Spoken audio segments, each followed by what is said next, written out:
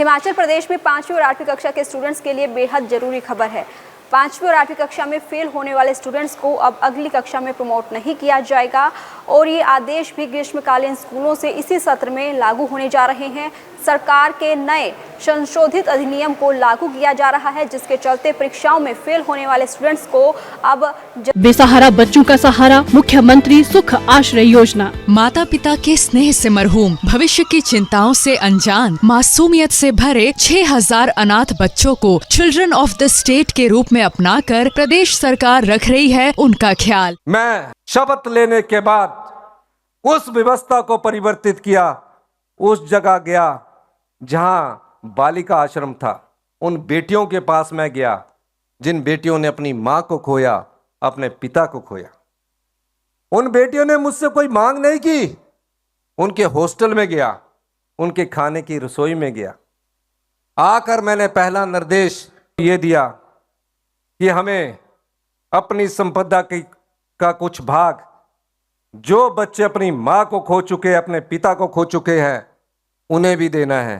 और उन्हें हिमाचल प्रदेश ने हिंदुस्तान का पहला ऐसा कानून बनाया, उन्हें चिल्ड्रन ऑफ द स्टेट का दर्जा दिया। यह संवेदनशीलता सरकार की थी। हिमाचल प्रदेश सरकार ने महत्वाकांक्षी मुख्यमंत्री सुखाश्रय योजना को किया विस्तार प्रदान। जैविक माता पिता या दत्तक माता पिता और अभिभावकों द्वारा परित्यक्त बच्चों को भी मिलेगा अब योजना का लाभ। विस्तारित योजना के तहत बाल कल्याण समितियां पात्र बच्चों को जारी करेगी प्रमाण पत्र। योजना के तहत बच्चों को 27 वर्ष की आयु तक पढ़ाई के खर्च के साथ साथ प्रदेश सरकार जेब खर्च के लिए हर महीने दे रही है 4000 रूपए की धनराशि। युवा निराश्रितों को स्टार्टअप शुरू करने के लिए मिल रहे हैं 2 लाख रुपए, घर बनाने के लिए 3 लाख रुपए और विवाह के लिए 2 लाख रुपए की दी जा रही है वित्तीय सहायता। आशा की किरण बनकर आई मुख्यमंत्री सुखाश्रय योजना अब बच्चों के जीवन को उजाले से भर रही है। सूचना एवं जनसंपर्क विभाग हिमाचल प्रदेश सरकार द्वारा जनहित में जारी। जरूरत के अनुसार पास होने के लिए उन्हें जो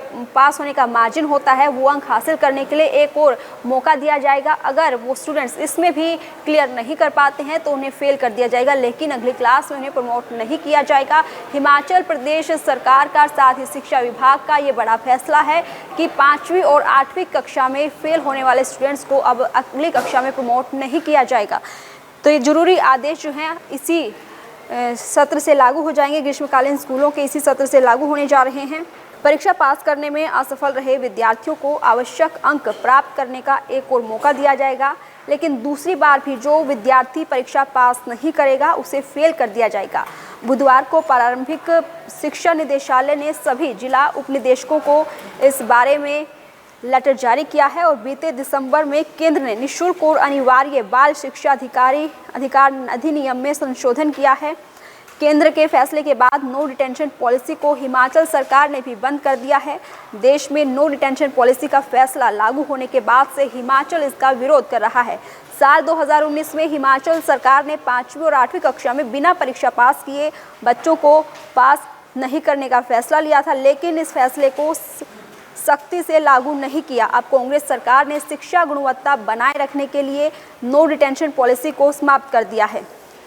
आपको बता दें कि ब्लॉक और क्लस्टर स्तर पर अब आंसर शीट्स जो है वो जांची जाएंगी।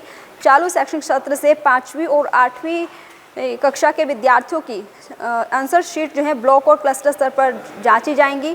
अभी तक की व्यवस्था के तहत इन दोनों कक्षाओं के लिए प्रश्न पत्र तो स्कूल शिक्षा बोर्ड की ओर से जारी किए जाते हैं, लेकिन उत्तर पुस्तिकाओं को आसपास के स्कूलों में ही जांचा जाता है।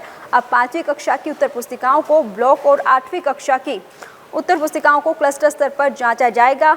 तो अब हिमाचल में अब 5वीं और 8वीं कक्षा में फेल होने वाले विद्यार्थियों को अगली कक्षा में प्रमोट नहीं किया जाएगा और चालू शैक्षणिक सत्र मार्च 2025 में प्रदेश के ग्रीष्मकालीन स्कूलों से इसकी शुरुआत होगी।